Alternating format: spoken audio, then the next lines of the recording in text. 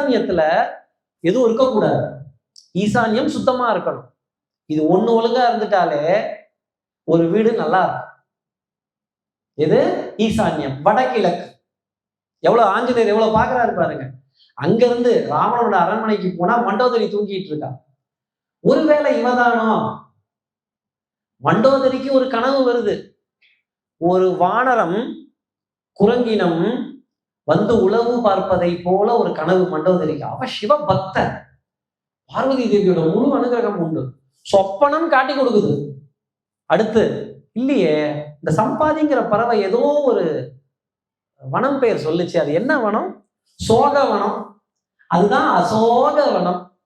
சோகத்தோட சீதை சிம்சுபாங்கிற மரத்தடியில உட்காந்துருந்தான். அங்க வந்துட்டார். இப்ப சீதை கிட்ட அறிமுகம் செய்துக்கணும். எப்படி அறிமுகம் செய்துக்கிறது? நம்ம பெருமையை சொல்லி அறிமுகம் செய்துக்கிறதா, நான் வாயுவோட புதல்வன் அறிமுகம் செய்துக்கிறதா, எப்படி அறிமுகம் செய்துக்கிறது? ஒரு பாட்டு பாடுறார்.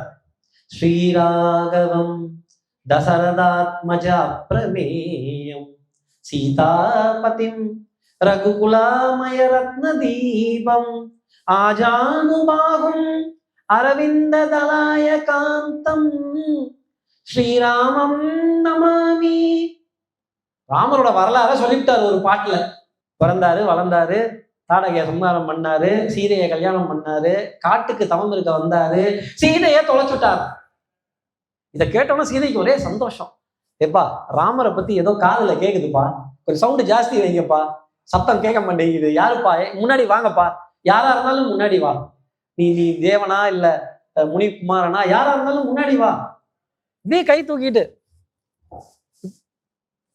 இப்படி தலைக்கு மேல கை தூக்கிட்டு குடு குடு குடு குடுன்னு சின்ன ரூபத்துல, குழந்தை ரூபத்துல ஒரு சின்ன வானரமா சீதைக்கு முன்னாடி காட்சி கொடுத்தார். ஏன்னா பயந்துருவாளாம் ரூபத்தை பார்த்தா, சந்தேகம் வந்துடக்கூடாதான் சீதைக்கு.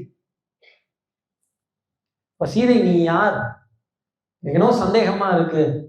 ஏன்னா இது இலங்கை, இதுல ராமரோட பேர் வர்றதுக்கு வேலை இல்லை. அப்பதான் தன்னை அறிமுகம் செய்து கொண்டு ராமர் கொடுத்த அடையாளத்தை சூடாமணியை கொடுத்தார்.